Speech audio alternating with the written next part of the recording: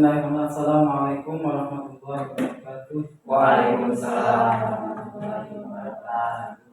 Alhamdulillahirrahmanirrahim. Wassalatu wassalamu ala asyrofil mursalin Sayyidina wa nabiyina wa maulana Muhammadin sallallahu alaihi wasallam.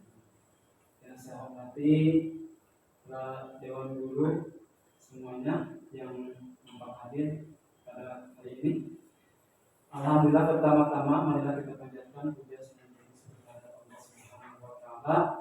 Alhamdulillah saling berdoa beliau sehingga kita bisa berjumpa kembali pada musyawarah kelompok belajar di SD Negeri Ciaring dengan tema merancang pembelajaran berbasis proyek yang bermakna dan berpusat pada peserta didik. Nah, alhamdulillah untuk hari ini ya. Di sini saya Hasanuddin sebagai moderator pembicara. Nah, di sini saya akan membacakan susunan acara pada hari ini. Yang pertama yaitu pembukaan, dan yang kedua sambutan, dan yang ketiga pembahasan, dan yang keempat tanya jawab, dan yang kelima itu doa dan penutup. Baik, untuk mempersingkat waktu, marilah kita buka acara pada hari ini dengan bacaan Bismillah bersama-sama. Bismillahirrahmanirrahim. Langsung saja acara yang kedua yaitu sambutan yang akan disampaikan oleh Pak Ramlan. Padanya dengan hormat dipersilakan. Terima kasih pembahasan. Assalamualaikum warahmatullahi wabarakatuh. Waalaikumsalam warahmatullahi wabarakatuh. Bismillahirrahmanirrahim. Yang saya hormati rekan-rekan dewan guru semua, alhamdulillah berkat kami bersyukur kita mendapat Allah Subhanahu wa taala yang telah memberikan kesempatan kepada kita semua ini untuk bermusyawarah dalam rangka musyawarah kelompok belajar merancang pembelajaran berbasis proyek yang bermakna dan juga berpusat kepada tadi. Dan juga salawat dan salam mudah-mudahan surah 5 perlindungan alam di mana Nabi Muhammad sallallahu. Di sini saya akan ada beberapa hal yang saya sampaikan, terutama pesan yang pertama, ucapan permohonan maaf dari bapak kepala sekolah hari ini tidak bisa hadir bergabung di tengah kita semua dalam musyawarah ini karena beliau ada kegiatan monitoring bosnya. Maka tadi bapak kepala sekolah berpesan kepada saya, mohon maaf tidak bisa ikut hadir dalam musyawarah hari ini. Dan tentunya juga yang kedua mungkin saya selaku rekan-rekan dewan guru semua yang termasuk perjuangan dalam rangka mewujudkan pembelajaran yang lebih berkualitas untuk para pendidik kita, mengucapkan terima kasih kepada tentunya nama Pak Yasan yang menjadi inisiator kegiatan pada siang hari ini. Saya rasa memang kegiatan seperti ini Pak memang harus kita sama-sama rutin. Mungkin sebelumnya juga kita sudah pernah, tapi tidak terlalu formal seperti hari ini. Alhamdulillah ini menjadi tonggak sejarah, mudah-mudahan bagi kemajuan sekolah kita dan juga tentunya apa yang bisa kita upayakan yang terbaik untuk siswa memang harus kita lakukan dengan semaksimal mungkin dalam rangka memang tercapainya tujuan pembelajaran dan juga visi misi sekolah kita.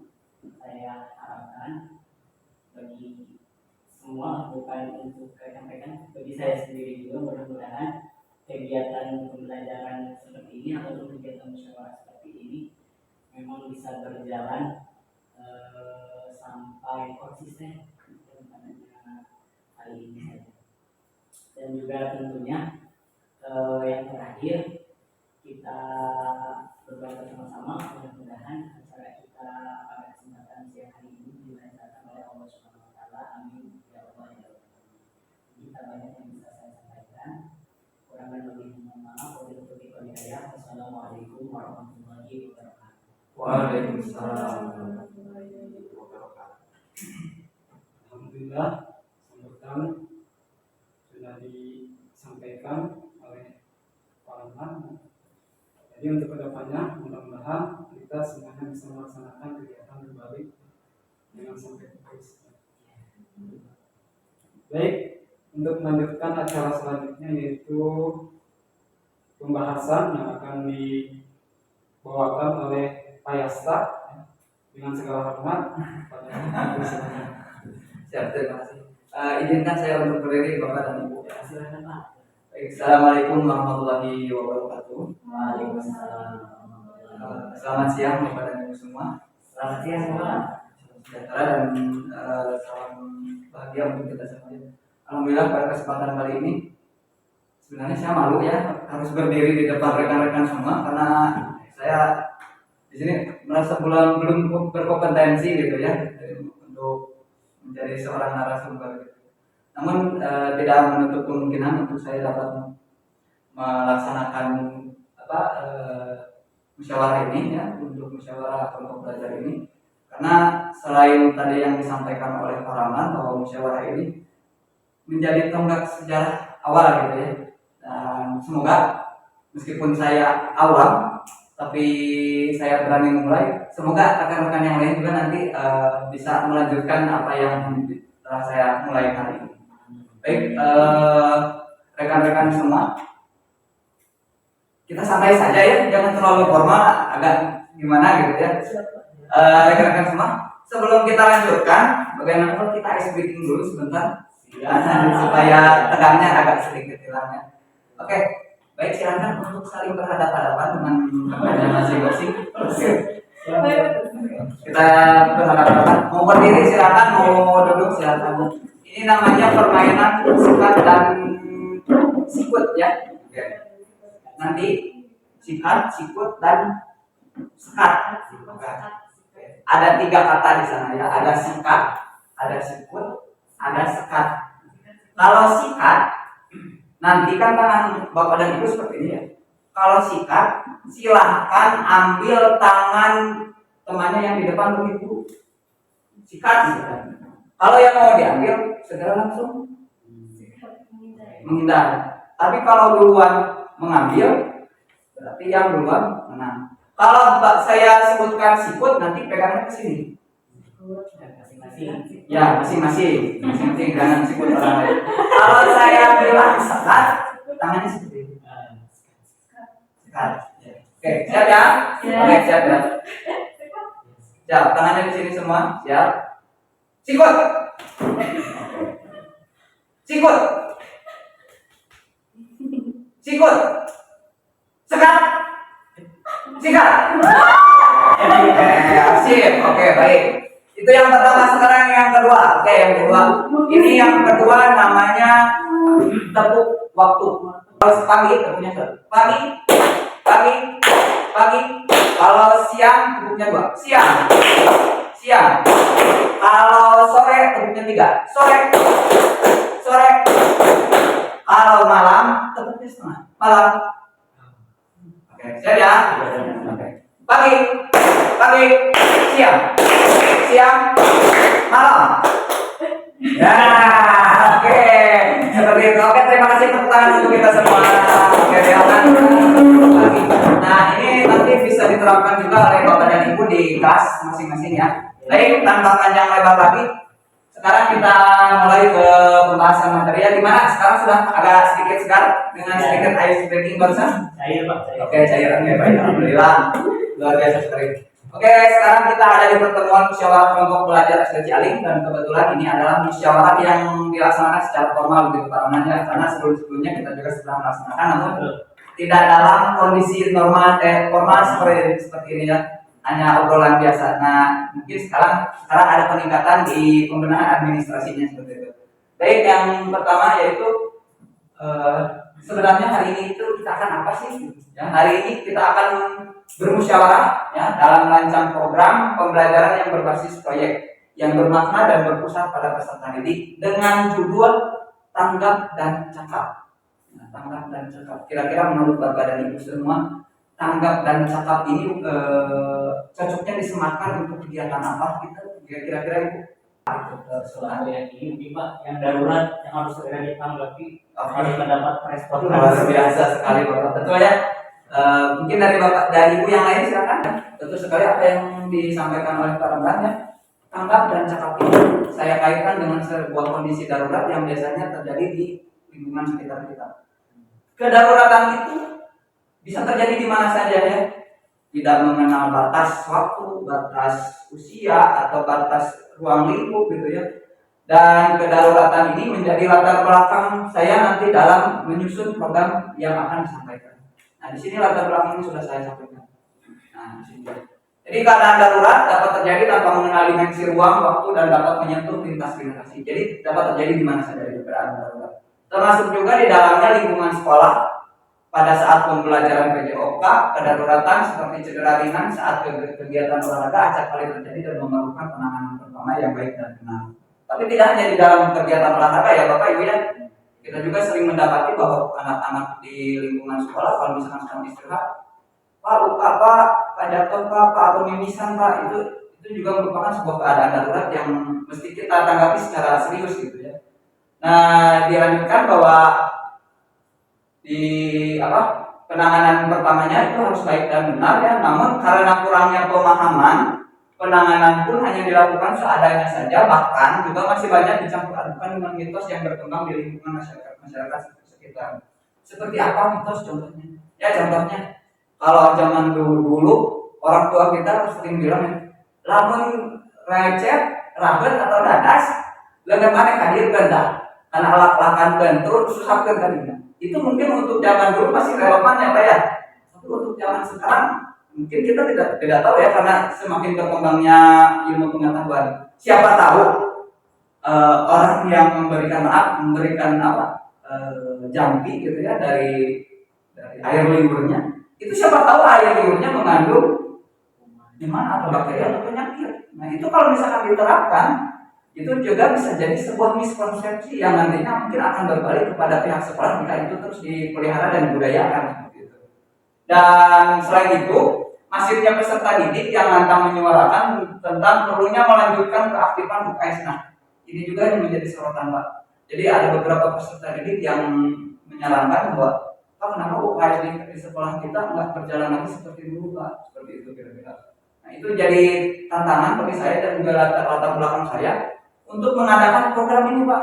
Ya, program ini di UKS di sekolah ini ya melatar belakangi kita untuk mencoba merencanakan sebuah pembelajaran berbasis proyek Pak yang tanggap, bermakna, berpusat pada peserta didik dengan harapan nantinya terbina sikap tanggap Pak. Ya, jadi tanggap. Jadi ketika ada sesuatu keadaan darurat, yang tanggap itu bukan hanya kita selaku guru, karena kan kita apa sendiri kan ya Pak, Bapak dan Ibu apa sendiri gitu ya. Kita itu satu mengurus 50 anak. Kita tuh satu mengurus 39 anak. Kita rasakan sendiri. Yo lewe, cambai itu lapu.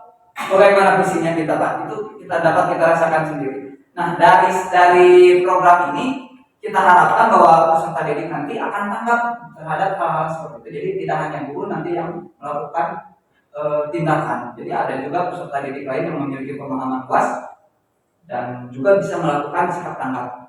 Kemudian serta membina kecakapan peserta didik dalam menanggulangi. Jadi tidak hanya tanggap yang kita tonjolkan nanti Pak.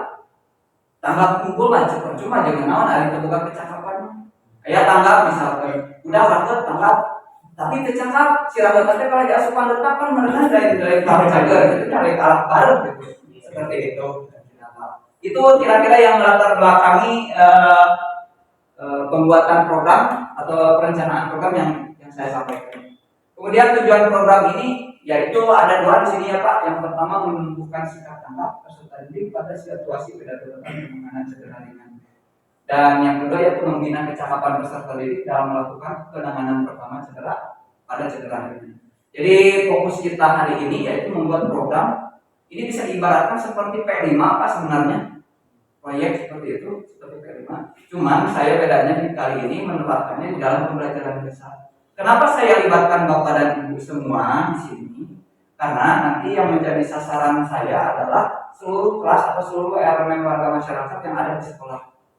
Karena kalau misalkan proyek ini berhasil, nanti ilmu yang bisa dibawa oleh peserta didik itu dapat diterapkan di masyarakat, di kelasnya masing-masing, dan juga di lingkungan sekitarnya. Seperti itu Bapak kira-kira ya.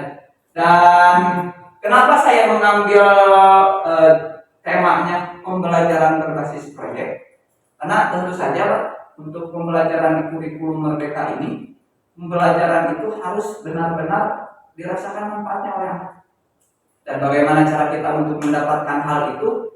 Jalan yang salah satu jalan pintasnya yaitu dengan melaksanakan pembelajaran proyek. Karena di pembelajaran proyek seperti kita ketahui bersama Pak ya. Jadi tidak hanya kita coblak ngumpul ngomong kepada, tapi anak dapat menemukan pengetahuannya sendiri dan menghasilkan sebuah produk Pak.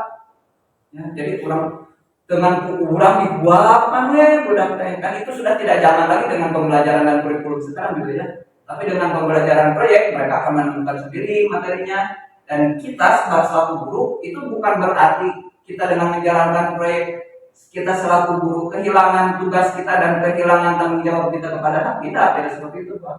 Tapi kita di sana berperan selaku guru dan juga sekaligus sebagai fasilitator. Jadi kita diambil melaksanakan proyek. Jadi percuma kalau misalkan kita melaksanakan proyek udah nggak diabur seperti ini Pak, bisa dibayarkan seperti ini. Dan kita di tema tadi ya ingin sedikit menghilangkan tentang mitos yang berkembang tentang penanganan darurat. Kalau kita mengangkat tema seperti itu, kemudian peserta didiknya dibiarkan untuk melakukan proyek sendiri tanpa bimbingan, bagaimana nanti kalau misalkan terjadi mispersepsi lagi Pak, kekeliruan lagi, mereka ayah dulu mengarahkan, jadi tetap harus di bawah bimbingan kita seperti itu. Lanjut Pak. Ya. Nah, untuk capaiannya, hasil yang ingin diharapkan kepada peserta didik yaitu yang pertama, terciptanya sikap peserta didik yang berakhlak mulia. Ini tentu saja berakhlak mulia. Ini sesuai sekali dengan profil pelajar Pancasila ya. Berakhlak mulianya seperti apa? Karena nanti peserta didik mungkin akan berempati kepada hal atau kejadian darurat yang dialami oleh temannya atau orang lain. Kemudian bergotong royong, tentu saja, dan tanggap terhadap keadaan darurat yang terjadi di lingkungan sekitarnya. Jadi tidak hanya untuk di lingkungan sekolah. Ketika dia sudah dibekali ilmu atau mempunyai pemahaman yang berlebih tentang penanganan keadaan darurat, ulim dia di lembuna, ayah obat tekanan kecelakaan atau nulah ringan bisa diobati teman. Jadi nilai kita selaku guru itu sangat bertambah sangat besar seperti itu kira-kira ya. Kemudian yang kedua, terciptanya perilaku peserta didik yang cakap, mandiri, dan berpikir kritis dalam melakukan penanganan cedera. Jadi cakap, mandiri tentu saja. Tunggu dengan urang nunggu urusan budak mimisan deh. Nanti ada misalkan, oh saya tahu karena saya kemarin sudah belajar dan saya selalu melaksanakan proyek. Saya aja Pak yang menangani anak yang mimisan misalkan seperti itu. Dan berpikir kritis. Jadi ketika mereka menghubungkan lagi dengan situasi atau dengan pengalaman atau dengan mitos ya, mereka dapat membedakan sendiri mana sih yang masih cocok dengan keadaan saat ini atau mana sih yang nggak cocok dengan keadaan saat ini seperti itu Pak. Namun dihubungkan dengan penanganan cedera ringan dalam keadaan darurat terjadi di lingkungan masing-masing seperti itu Pak.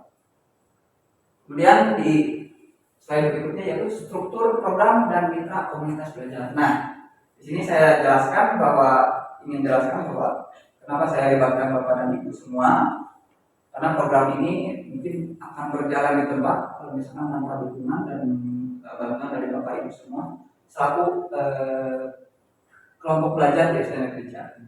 Yang pertama, judul program yang akan saya angkat yaitu yang tadi tanggap dan cakap, itu berhubungan dengan keadaan darurat seperti yang disampaikan oleh Pak Rahman. Kemudian waktu pelaksanaannya ini masih fleksibel Pak ya. Waktu pelaksanaan kegiatan saya jadwalkan itu 2 kali pertemuan dan pertemuannya di pembelajaran kelas 4 pada akhir semester 1. Nah ini untuk pertemuan pertama Pak, di pertemuan pertama itu saya rencanakan untuk pendalaman materi terlebih dahulu. Dan di pertemuan kedua itu saya akan mengajak dulu Bapak dan Ibu bermusyawarah kira-kira bagaimana baiknya untuk penerapan nantinya Pak. Karena nanti saya ingin coba juga hasil produk dari mereka itu berbentuk dokumentasi dalam media sosial Pak. Jadi selain anak-anak melakukan edukasi di kelas yang lain, anak-anak juga didokumentasikan dalam bentuk video atau dalam bentuk foto yang kemudian akan diupload ke media sosial sebagai sarana edukasi Pak. Nah, kira-kira menurut Bapak dan Ibu sekalian, untuk pelaksanaan prakteknya atau pengedukasiannya apa lebih baik diadakan di kelas masing-masing atau disematkan dalam ekskul pramuka, Pak? Untuk masing-masing juga sebenarnya bisa diterapkan. Ya. Berarti setiap guru kelas juga menerapkan, tidak usah dialokasikan waktu khusus, jadi tidak mengambil banyak waktu. Oke. Berarti terserah untuk yang lainnya bagaimana. Ya, baik. Kesepakatan lainnya. Jadi mungkin pas pembelajaran Bapak dan Ibu sekolah di kelas, anak-anak yang edukasi bisa masuk di situ di sela-selanya mungkin seperti Jadi itu. bukan hanya tanggung jawab Bapak sebagai guru PJO, Ya. guru-guru yang lain juga ikut mengedukasi. Oke. Siap. Jadi terserah yang lain. Ya. Tapi Tapi mungkin tidak juga mengesampingkan tentang keaktifan anak mungkin ya Pak ya di dalamnya. Jadi anak tetap berkreasi di sana mungkin ya Pak ya. Oke. Bagaimana Ibu dan Bapak yang lain kira-kira? Apakah mungkin setuju saja dengan apa yang disampaikan Pak Rahman atau mungkin ada yang ingin disanggah mungkin tentang waktu kegiatan ini? Kira-kira. Oke, baik. Setuju? Pak Sam gimana Pak Sam? Oke. Baik, jadi kita sepakati saja ya supaya nanti mungkin pembelajaran tetap efektif, tapi program ini tetap berjalan juga. Jadi nanti kita sisipkan dalam pembelajaran biasa mungkin seperti itu ya. Dan kemudian yang menjadi sasaran di sini adalah program ini dilaksanakan pada peserta didik kelas 4. Kenapa di kelas 4? Karena materi ini saya temukan di kelas 4 Pak. Meskipun di dalam kurikulum Merdeka ini sudah tidak ada Pak. Materi ini sebenarnya sudah tidak ada di kurikulum Merdeka dan ini materi ini saya ajarkan dulu waktu masih di kurikulum 2012 betul Pak. 2012 masih ada ini. Tapi tidak juga ini tidak membuat materi ini sudah tidak relevan lagi dengan pembelajaran sekarang. Ini sangat relevan sekali. Cuma sayangnya di kurikulum kurikulum Merdeka sekarang materi ini dihilangkan Pak. Tapi dengan program ini semoga dapat mengedukasi siswa semua meskipun di bukunya tidak ada seperti itu. Dan ini pemanfaatan asetnya. Aset itu apa?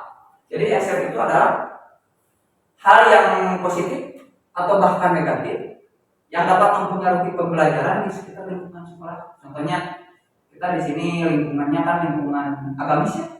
Banyak sekali santri di sini pengajian masih aktif. Nah itu bisa dijadikan sebuah aset positif untuk kita. Seperti contohnya kemarin waktu pentas PAI ya Pak ya. Jadi kita membina anak-anak itu tidak terlalu susah karena aset di sekolah kita itu sudah banyak sekali peserta didiknya yang paham betul atau erat betul dengan keadaan agama. Dan begitu juga dengan pelaksanaan program ini Pak. Aset-aset yang akan kita kembangkan atau kita manfaatkan di dalamnya yaitu salah satunya aset manusia. Tentu saja manusia peserta didik nanti akan kita gerakkan di dalamnya. Kemudian aset sosial. Aset sosial ini ini memang sedikit negatif ya, aset sosial ini tentang tadi mitos yang berkembang Pak. Karena kan saya mengangkatnya dari mitos yang berkembang itu. Nah itu merupakan aset sosial karena aset sosial ini biasanya tercipta dari kerumunan atau keadaan sosial atau gejolak sosial yang ada di masyarakat seperti itu Pak. Kemudian politiknya, kebijakan sekolah. Kita tidak bisa membuat acara seperti ini kalau kepala sekolah tidak memberikan kebijakan atau memperbolehkan kita. Kan fisiknya berbentuk bangunan atau keadaan kondisi fisik seseorang, lingkungan alam. Nah, di sini juga kita bisa memanfaatkan kalau misalkan tidak ada obat, kita bisa diganti dengan tanaman-tanaman obat yang ada di lingkungan sekitar kita, Pak. Dan finansial tentu, ini finansial yang paling penting, Pak. Program kita tidak akan berjalan kalau misalkan finansialnya tidak lancar seperti itu. Kemudian keterlibatan Komel. Nah, yang pertama, guru mata pelajaran BPK. Saya sendiri selaku lokomotor penggerak ya kegiatan. Kemudian guru kelas. Nah, guru kelas ini fungsinya nanti sebagai pengembangan dan pengorganisasian peserta didik dalam pelaksanaan target dan sasaran edukasi. Jadi tidak hanya saya yang bergerak, tidak hanya saya yang bekerja, tapi guru kelas juga nanti mempersiapkan peserta didik dalam menerima edukasi dari peserta didik lain yang telah menjalankan proyek. Kemudian guru mata pelajaran PBP, kolaborator nilai-nilai religius dalam pelaksanaan program. Contoh misalkan ketika kita mengadakan program itu berhasil karena misalkan diedukasi terlebih dahulu oleh guru agamanya, kira itu berhasil karena terdapat dari Allah Subhanahu Wa Taala. Nah seperti itu, nilai-nilai religius itu ditanamkan di dalam setiap pelaksanaan pembelajaran atau proyek. Kemudian karena tenaga pendidik, pustakawan dan pustakawati, sumber bahan ajar, dan pusat informasi serta dokumentasi kegiatan. Ini tentu saja karena kebetulan kita juga memiliki perpustakaan, jadi peserta didik nanti yang melakukan penelitian itu dapat mencari informasi dari perpustakaan. Oke. Nah, aset yang dimiliki sekolah kita ada 7 Pak. Nah, aset yang tadi dimanfaatkan juga ada 7. Jadi semua aset yang kita miliki kita manfaatkan semuanya sepenuhnya. Untuk apa? Untuk memperlancar dalam kegiatan belajar kita ya. Di sini bisa Bapak saksikan bahwa aset manusia, fisik, finansial, agama, politik, lingkungan, dan sosial. Nah, kalau misalkan di antara aset-aset ini memiliki hal positif, itu bisa kita manfaatkan Pak. Seperti contohnya, kita misalkan mau mengadakan program seperti kemarin Bapak ya, Praman yang sudah mengadakan program kemarin P5 ya. Program P5-nya itu tentang masakan tradisional ya Pak ya. Dan kebetulan kita memiliki aset manusia dan sosial yang berhubungan erat sekali dengan kegiatan tradisional Pak ya. Jadi dalam pembuatan masakan tradisional kemarin pun tidak terlalu susah Pak, karena mereka sudah membudaya dan banyak sekali disosialisasikan di lingkungan masyarakat sekitar. Seperti itu juga dengan hal-hal dan aset-aset yang lain Pak, seperti finansial dan operasional sekolah, politik, lingkungan, gitu ya. Lingkungan politik itu terkait dengan kebijakan kepala sekolah. Kita menggebu-gebu misalkan, ayo pun kegiatan program, tapi kepala sekolahnya tidak memberikan kebijakan yang bagus, sama juga dengan bohong seperti itu. Dan aset-aset yang dimiliki ini semua berhubungan satu sama lain. Ya, nanti kalau misalkan kita manfaatkan dengan maksimal, aset ini bisa menjadi modal untuk kita dalam melakukan pembelajaran yang bermakna dan berpusat kepada peserta didik. Seperti itu Pak. Baik, lanjut. Rencana evaluasinya. Jadi setelah kegiatan pembelajaran nanti atau proyek nanti Pak, saya harapkan kegiatan di akhir ini guru dan kelompok belajar melakukan refleksi bersama kepala sekolah. Dan nanti kita harapkan bahwa kepala sekolah dapat ikut serta dalam kegiatan evaluasi ini. Dan ini kemungkinan yang akan terjadi Pak. Ada tantangan, kemudian ada solusi. Tantangan yang pertama yang sudah saya sedikit simpulkan gitu ya. Yang pertama yang pasti terjadi dalam pelaksanaan proyek nanti, yang pertama yaitu mereduksi perasaan malu Pak, yang pasti muncul pada peserta didik saat melakukan presentasi. Nah, hanya presentasi biasa pun peserta didik biasanya suka malu kan Bu ya, Bapak ya. Apalagi nanti presentasinya di hadapan kelas lain gitu seperti itu. Nah, kira-kira solusinya seperti apa? Salah satu solusinya Pak, saya ini di sini menuliskan bahwa pemberian motivasi dan apresiasi yang tinggi pada proses yang dilakukan. Nanti Bapak dan Ibu juga bisa menambahkannya kira-kira solusi dari tantangan ini apa kira-kira seperti itu ya. Karena yang mereduksi malu ini memang sedikit susah Pak, kecuali anak-anaknya yang sudah memiliki mental baja gitu ya, seperti ada beberapa orang anak di kelas 6 gitu ya Pak ya. Itu sudah luar biasa sekali mereka ya mentalnya. Kemudian yang kedua ada kesiapan target sasaran dalam menerima program edukasi. Ayah misalkan, ayah si pemberi materi mengedukasi siap, tapi anu diberi materi siap. Nanaonan sih ya teh, ada nanaonan sih ya teh, hukuman sih ya teh. Nah itu juga menjadi salah satu tantangan. Nah di sana hadirlah campur tangan Bapak dan Ibu sekalian dalam memberikan solusi yang mendengarkan saran pilihan peserta didik dan target selanjutnya untuk menentukan kesepakatan bersama. Nah, fungsi dari Bapak dan Ibu sekalian dalam kelompok belajar ini di sini.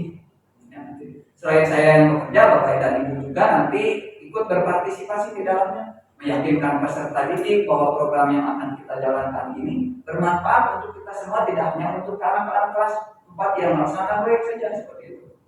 Nah, dan di sini saya menuliskan mendengarkan saran dan pilihan peserta didik, target untuk selanjutnya menentukan kesepakatan bersama. Nah, Bapak dan Ibu sekalian, di program PKG ini saya selalu diberikan pemahaman tentang tiga materi Pak. Yang pertama voice, yang kedua tentang choice, dan yang ketiga tentang ownership Pak. Nah ini voice, choice, dan ownership ini sebetulnya berhubungan dengan kesepakatan kelas Pak. Jadi bagaimana caranya kita mendapatkan perhatian peserta didik di dalam kelas untuk menjaga fokus. Ketika kita sudah mendapatkan suara, mendapatkan perhatian, kemudian mendapatkan pilihan dari peserta didik, mereka akan merasa memiliki terhadap pembelajaran yang mereka laksanakan. Contoh, Paraman sudah membuat ya kesepakatan kelas di kelas masing-masingnya kayak ya, oh ya, yang lain juga. Dan saya sering melihat Paraman menerapkan kesepakatan kelas ini. Ini gunanya untuk apa? Kesepakatan kelas itu bukan hanya sekedar tulisan ya Bu ya. Jadi kesepakatan kelas itu kan dibuat oleh kita dan murid dan disepakati bersama-sama. Ketika murid merasa bahwa kesepakatan itu dibuat bersama dan ditentukan oleh bersama, mereka akan memiliki rasa tanggung jawab yang berlebih, Pak. Jadi mulai istilah dari mereka mengajukan peraturan yang dibuat karena mereka juga ikut dalam perancangan peraturan tersebut. Seperti itu. Jadi, kemudian ketersediaan penggunaan alat pendukung dan praktik. Nah, di sini tentu saja karena di program kita kan banyak ya Pak. Seperti nanti penggunaan antiseptik, mungkin betadine seperti itu, plester dan lain-lain. Nah, seyogianya di perencanaan program ini kita persiapkan Pak perencanaan yang matang dalam pengecekan alat pendukung. Kira-kira yang Ibu ketahui peralatan UKS kita masih ada Bu, Pak? Masih ya? Cuma jumlahnya masih sudah sedikit Pak, Ibu ya? Ya, baik. Mungkin hanya demikian yang bisa saya sampaikan tentang pemaparan program yang akan kita laksanakan bersama kelompok belajar. Kurang dan lebihnya saya mohon maaf. Untuk selanjutnya saya kembalikan kepada moderator. Silakan Pak. Alhamdulillah, penyampaian dan disampaikan begitu banyak ilmu-ilmu yang dibahas oleh beliau. Saya ucapkan terima kasih banyak. Mudah-mudahan kita ya bisa menerapkannya di kelas masing-masing atau di sekolah. Nah, langsung saja tahap selanjutnya yaitu sesi tanya jawab ya. Oleh karenanya Ibu atau Bapak Guru yang mau bertanya silakan ditanyakan. Silakan Bapak dan Ibu. Nah, silakan itu Ibu Bapak. Jangan sambil dimakan Bapak dan Ibu. Dan ini tidak menutup kemungkinan juga Pak, kalau misalkan program ini berhasil nanti kita bisa lanjutkan dengan program-program yang lain Pak.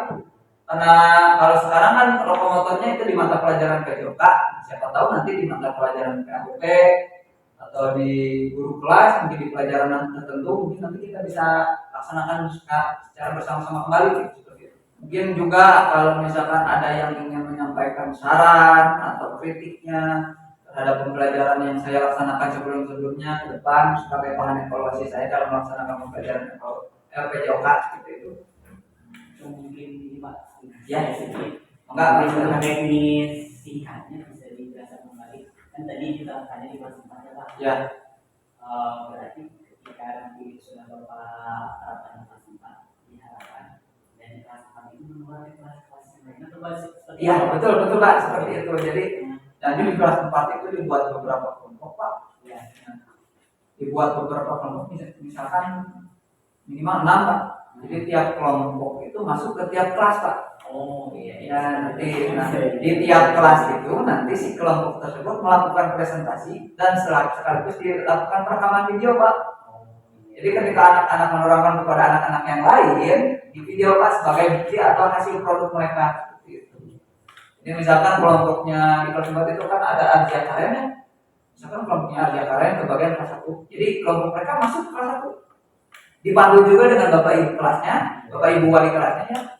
Mereka melakukan presentasi di depan kelas 1. Misalkan tentang penanganan mimisan yang baik dan benar seperti apa.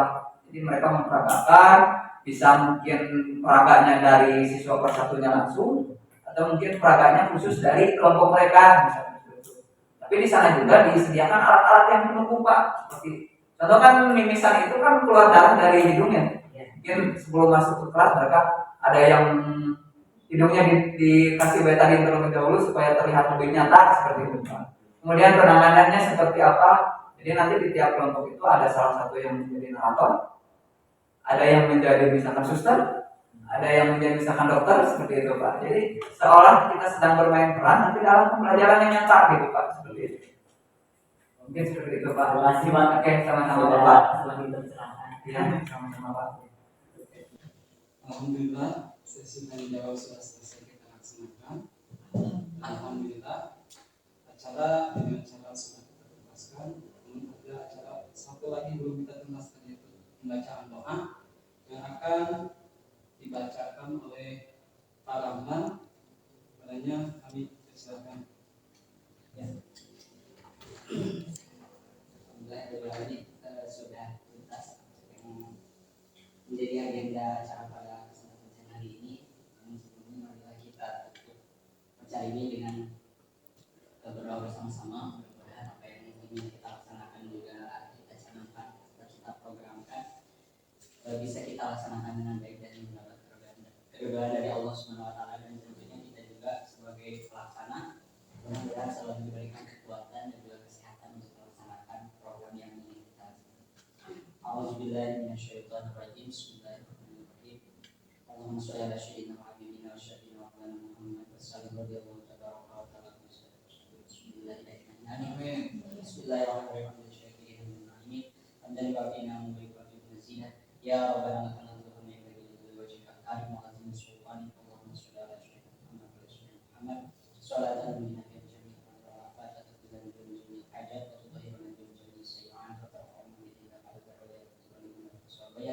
menjadi apa yang terkena kepada Muhammad Rasulullah SAW. Bismillahirrahmanirrahim. Walillahi muslimin wal muslimat wal mu'minin wal mu'minat wal amwat. Allahumma inna nas'aluka ilman nafi'an wa rizqan wasi'an wa amalan thayyiban wa amalan mutaqabbalan. Allahumma inna bil iman wa iman nasyudu bil iman wa iman jannata wal iman. Allahumma saddidna bil iman wa ijna min al iman. Wa hadina min al iman. Allahumma atina min dunya wa akhirah. Wasyhadu bi wasyhadu